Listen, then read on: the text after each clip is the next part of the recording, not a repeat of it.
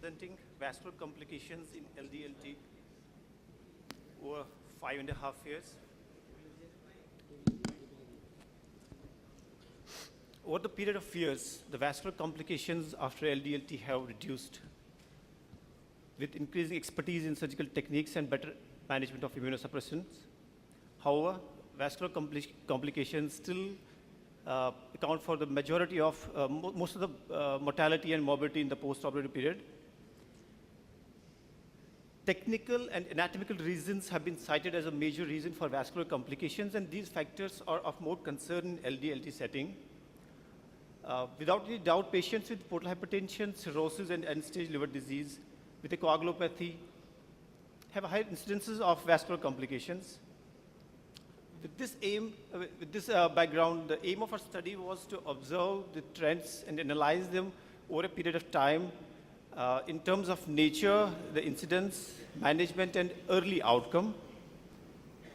It was a retrospective analysis of a prospectively maintained database. Patients were categorized in two frames. Group 1, 342 patients from Jan 2008 to 2011, and Group 2, 647 patients from June 2011 to 2013.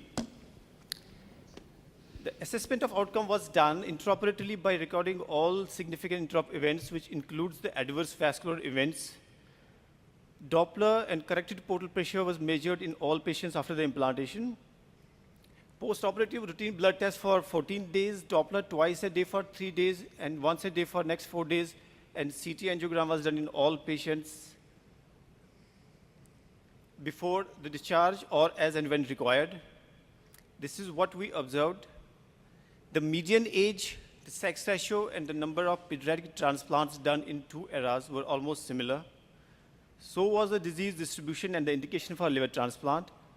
Around 46% and 49% patients with SCVCLD was the most common indication. This is the account of overall complications, what we observed. Traditionally, they are classified in the post-operative period only, but we intend to categorize them in the venous and arterial, both intra as well as post-operatively. The most common complication in bleed block was in the venous pathology. The significant bleeding due to trauma to IVC with the embolism was seen in 13 patients, 1.3%. The portal vein thrombosis in children in the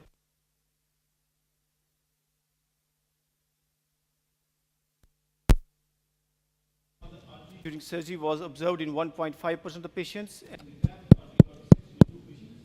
The incidence of HAT in children was seen in 2.5% of patients, in adults 1.8% of the patients. The data on hepatic artery stenosis was presented in 2010 at ILTS from the department, where the early and late outcome was looked at. However, at present, I'm comparing only the early outcome. Similarly, the data on the new MHV reconstructed could be extracted from Jan 2011 only. This is the important slide where we've seen when we attempted to plot the significant intraoperative events as a time trend. What we observed that the venous trauma during the surgery was significantly lower as we move on from Jan 2008 to June 2013. However, the intimal arterial dissection has continued to trouble us, and the incidence has remained more or less same. Since being a retrospective study, there is a fair possibility that all significant intraop events must not have been recorded in the operative templates. We'll try to look into more objective criteria to defend our observation.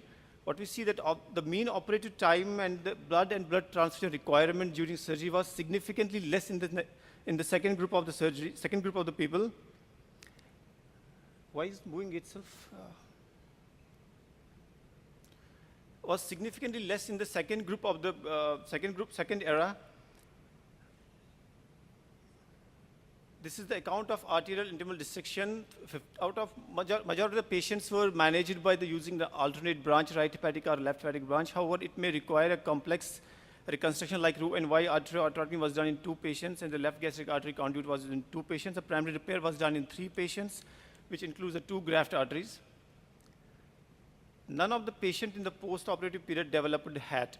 So a precisely done anastomosis may prevent the adverse outcome in the post-op period. The portal vein thrombosis, the incidence of pre, intra, and post-operative portal vein thrombosis has remained more or less same over the period of years, and this entity continues to trouble a transplant surgeon even now.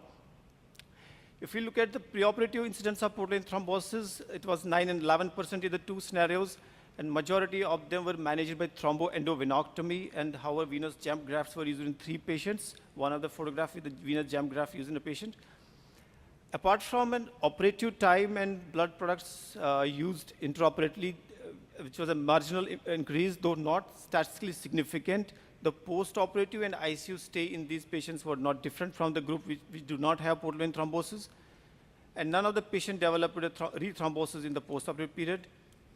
The patients with the intraoperative portal vein thrombosis, there was 1 adult and 1 pediatric in each group. Adults were managed by thrombectomy, and the children required cavoportal hemitransposition in one and arterialization with cavoportal hemitransposition in the second patient. However, 2 out of the 4 patients could be salvaged only, signifying its higher morbidity and mortality.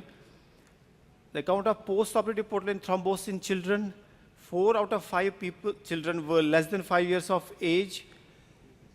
3 of them required resurgery and thrombectomy with left renal vein ligation and linorenal shunt ligation. However, only 1 could be salvaged. Transhepatic portal vein stenting was done in 1 patient, and 1 patient managed with anticoagulants alone. The hepatic artery thrombosis, the incidence has come down over a period of years. However, it has not reached to the statistical significance yet. The 2 children in 2 eras having hepatic artery thrombosis, both of them have mortality, could not be salvaged. In adults, retransplant was done in 3 patients, 1 in the group 1 and 2 in this group 2. None of them could be salvaged. However, thrombectomy and radiological intervention, 4 out of 10 patients could be salvaged successfully, and 3 patients were managed conservatively. Out of them, 1 patient was a case of dual transplant, and on follow-up was seen to having a normal liver function test. Hepatic artery stenosis, as I said earlier, was presented in 2010. The incidence reported that time was 7.1%. In the later half, it's a 5.2%. Majority of the patients have a major hepatic artery stenosis. However, they are mostly asymptomatic patients. The incidence of biliary complications in the 2 groups were not different. The patency rate of reconstructed middle hepatic vein was of the tone of 70 to 80%. However, the complete block has reduced from 11% to 6% from Jan 2011 to June 2013. These are the patients with partial thrombosis, completely asymptomatic patient, which was discharged at the expected day of discharge, and a complete thrombosis in a patient of with a mortality in the post-operative period. The right hepatic vein obstruction was seen in 3 patients who were managed by stenting and a dilatation.